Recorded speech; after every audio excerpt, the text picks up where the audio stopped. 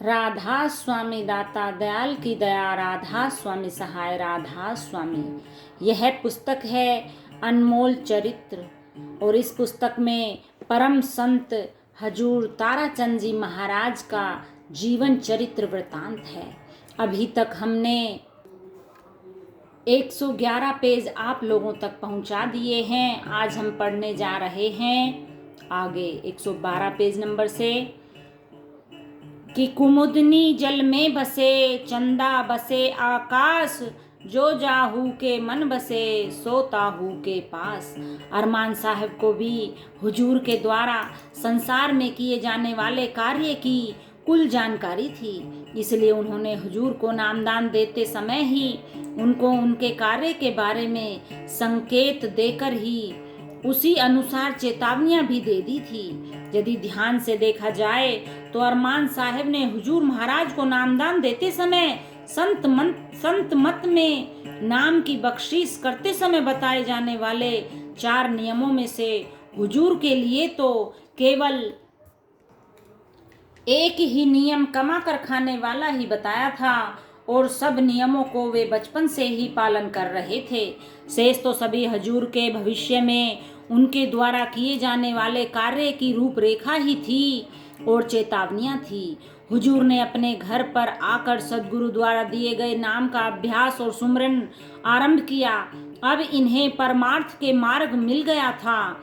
जिस ढंग से इन्होंने साधन अभ्यास किया उसकी मिसाल शायद ही खोजने से मिले।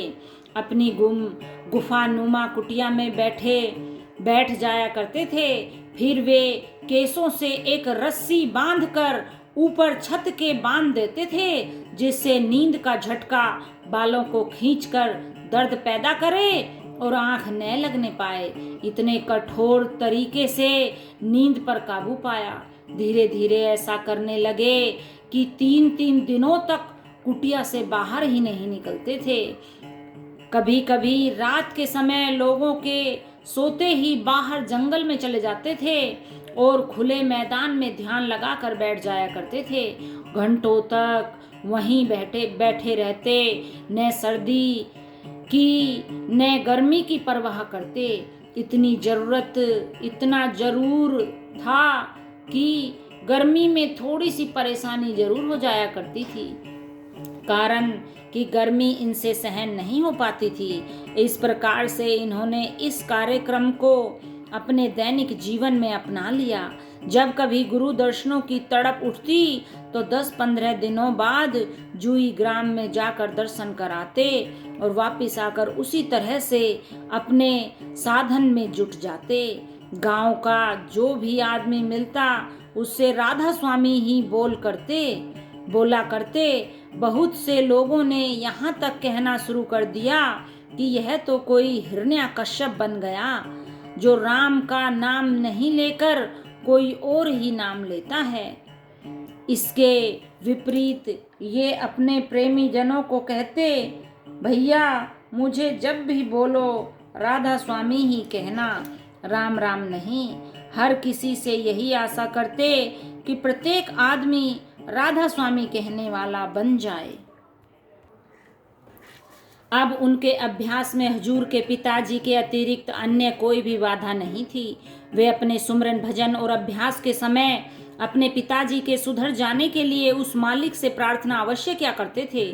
घर का खर्च यानी पिता पुत्र दोनों के निर्वाह का काम हुजूर को कभी कभी मिलने वाली मजदूरी से तथा 4-5 बीघा जमीन को बोने से तथा कुछ जमीन हिस्से पर लेकर बोने से आराम से चल रहा था। हुजूर महाराज जी को पैसे इत्यादि जोड़ने का लोभ और लालच कभी भी नहीं रहा था। यदि मैं इस बच्चे का बड़ा भाई होता तो इसे कभी दुख नहीं पाने देता। सब बातों से बढ़कर ख्यालों का पवित्र होना जरूरी है। मास्टर यानी हुजूर महाराज कंवर सिंह जी का और मेरा मेल मेरे अपने ख्यालों के कारण हुआ।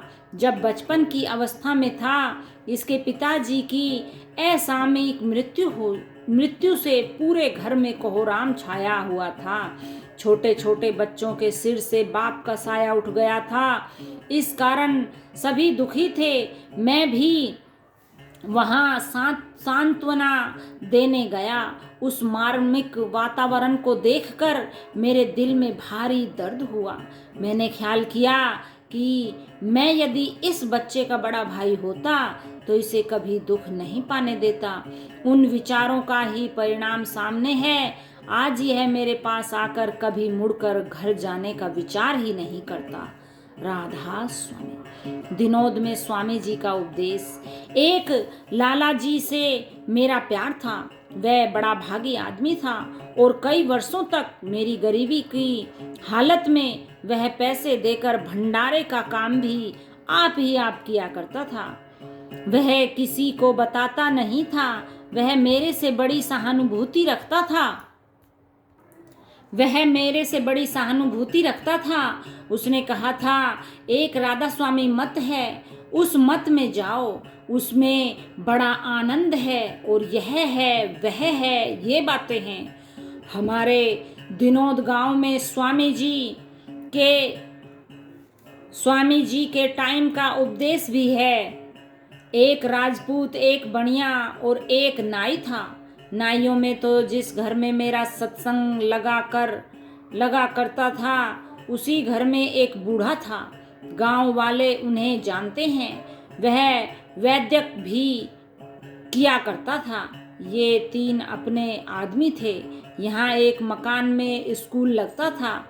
वहीं एक बापोड़ा के पंडित आया करते थे। उन्होंने स्वामी जी महाराज से नाम ले रखा था। वे फोटो आगे रखकर बैठकर बड़े रोया करते थे।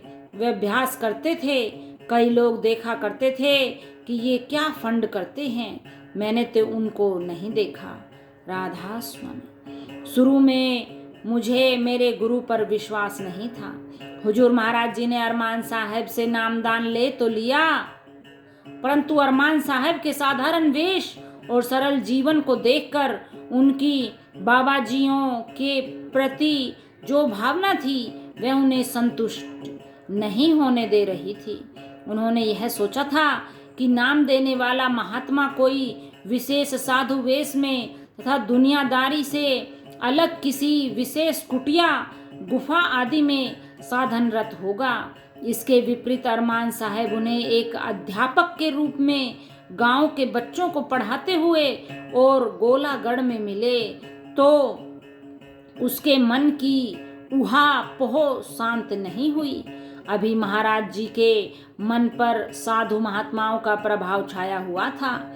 अतः नामदान लेकर भी वे एकदम संत मार्ग पर न चलकर पुनः तपस्या हेतु जंगल में चले गए थे। गुरु पर विश्वास किस प्रकार जमता है, मैं अपना तजुर्बा बताता हूँ। मेरे गुरु ने बहुतों को नाम दिए। जब मैं घूमता घूमता अपने गुरु के पास गया तब मेरे अपने गुरु पर विश्वास नहीं था। मैंने सोचा यह तो मास्टर है, ये अमीरों के घरों पर जाकर बच्चों को पढ़ा कर आते हैं, ये भी अमीर हैं और मैं तो एक लंगोटी का महात्मा हूँ। परंतु मेरे मन में एक बात थी कि मैं यह तो पता करूं कि नाम किस बला को कहते हैं। ये राधा स्वामी है क्या, इसे देख तो लूं। फिर मैंने उनसे नाम लिया। उस समय उन्होंने कहा, आप मेरे पास आए हो तो मेरी एक बात को मानना, तुमने मुझसे कोई प्रश्न नहीं करना है। मैं जो तुम्हें बता दूं वह काम करना है। मैं बताऊं उसी प्रकार से काम करना है। फिर यदि मुझसे कोई अच्छा मिल जाए तो चाहे वहाँ नाम भी ले लेना, मुझे छोड़ देना, पर पहले तुम अभ्यास करना। आप लोगों को उस मनोदशा का पता नहीं है। मैं आप लोगों से पूछता हूँ, कईयों को तो नाम लिए 20-30 वर्ष हो गए हैं, फिर वे आधा घंटा अभ्यास में नहीं बैठ सकते हैं। उनका विश्वास कैसे बनेगा? यदि गुरुमुख का संग करोगे तो वह करोड़ों जीवों का उद्धार कर देता है। मैं यह संतों की साख देता हूँ। गुरुमुखों का संग करने से तुम भी गुरुमुख बन जाओगे। खरबूजे को देखकर खरबूजा रंग बदल जाता है। इसीलिए गुरुमुख की संगत करके हर आदमी ही गुरुमुख बन जाता है। गुरुमुख न तो सुख जानता है और न ही दुख जानता है, वह तो सिर्फ अपने गुरु को ही जानता है। एक दिन हुजूर घास लाने के लिए जंगल में गए। दिल में आया कि घर में क्या है। उसी समय एक स्थान पर रावला जोहड़ के पास बैठ गए। भादो मास की चिलचिलाती धूप थी, कोई छाया नहीं थी। लोगों को पता लगा तो भिवानी शहर के सेठ साहूकार, गांव के मोजिज, सभी छोटे बड़े आकर इकट्ठे हो गए। बात की बात में प्रसाद बनने लगा। जेली वाले बाबा की जय के नारे लगने लगे। हुजूर बड़े मग्न थे। एक दिन रात गए पुर मंढाने वाले बाबा जी इनके पास आए।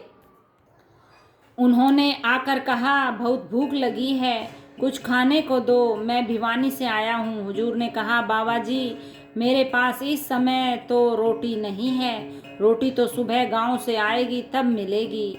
पुरमंढाणा वाले बाबा जी ने कहा, जो आदमी अपने हाथों से पीस पोकर 20-30 आदमियों का प्रसाद देकर प्रसाद पाकर प्रसन्न होता था, वही आज रोटियों की इंतजार में दूसरों के भरोसे पर गांव की तरफ देखता रहता है। यह कैसी भक्ति है। हुजूर ने कहा, बाबा जी आप खुद भी बाबा जी हो, फिर आपको मुझसे नफरत क्यों।